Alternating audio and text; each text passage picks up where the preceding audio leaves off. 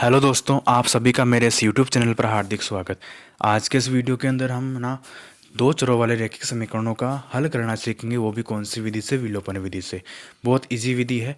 तीन विधि आपको दे रखी है क्लास 10वीं के अंदर। एक तो विलोपन विधि, एक ग्राफिक विधि और एक प्रतिस्थापन विधि। तो यहाँ पे हम सीखेंगे कौन सी विधि? तो विलोपन। तो वीडियो को एंड तक देखना।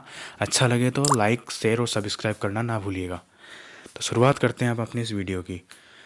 तो आपको दो समीकरणें दी हुई होगी जो आपके सामने अभी लिखी हुई है। x प्लस वाई बराबर 5 और एक 2x माइनस 3y बराबर 4 आपको दिया हुआ है। जब भी विलोपन विधि का नाम आए तो विलोपन से ही पता चल रहा है कि इसको मतलब क्या होता है। किसी भी एक, या तो x को गायब कर दो या फिर y को गायब कर दो। यहाँ पे मैं x को गायब करने की कोशिश कर रहा हूँ, आप चाहे तो y को भी गायब कर सकते हो। दोनों में से किसी एक को गायब करना होता है, मेन चीज़ ये ध्यान रखनी होती है।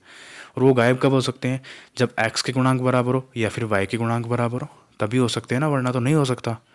अब मैं यहाँ पे x के गुणांक को बराबर करने की कोशिश कर रहा हूँ।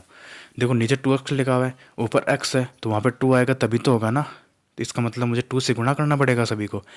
तो समीकरण नंबर 1 को मैंने 2 से गुणा किया तो कितना आ जाएगा?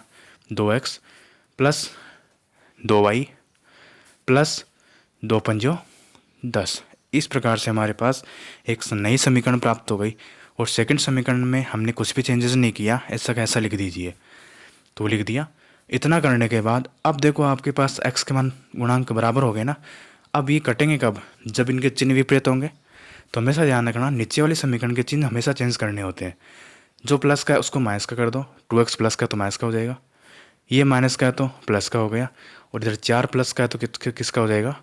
माइनस का। और हमेशा ध्यान रखना x और y इन्हीं को ही बराबर करना है, न कि अचर गुणांक को। जैसे यहाँ पे 10 और 4 के ही बराबर कर देते हैं, ऐसा नहीं करना है। आगे चलो।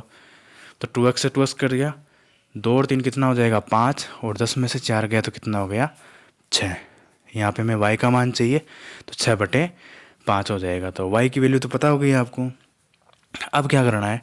इस y का मान समीकरण नंबर 1 और 2 दोनों में से किसी भी एक में रख दीजिए, जो आपकी इच्छा है। आंसर दोनों से निकल जाएगा। मैं यहाँ पे समीकरण नंबर 1 का यूज़ कर रहा हूँ।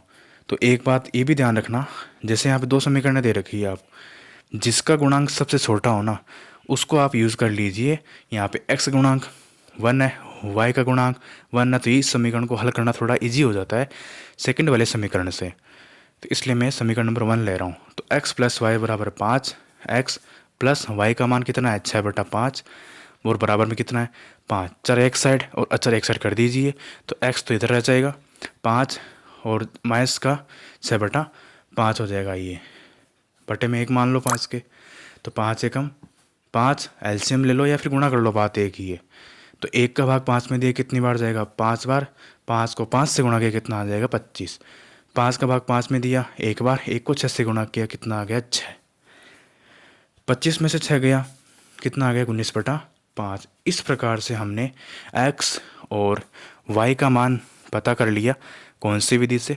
विलोपन विधि से। तीनों से सबसे बेस्ट विधि आपके विलोपन विधि ही होती है। यहाँ पे जो प्रतिस्थापन विधि है ना आपके, और एक ग्राफी विधि और एक विलोपन विधि, तीनों में ओवरऑल यदि आपको देखा जाए तो ये विधि सबसे इजी होती है, सबसे जल्दी समय में आपका आंसर भी आ जाता है इसके अंदर। तो वीडियो अच्छा लगे तो शेयर करना ना भूलिएगा और सब्सक्राइब भी कीजिए। धन्यवाद।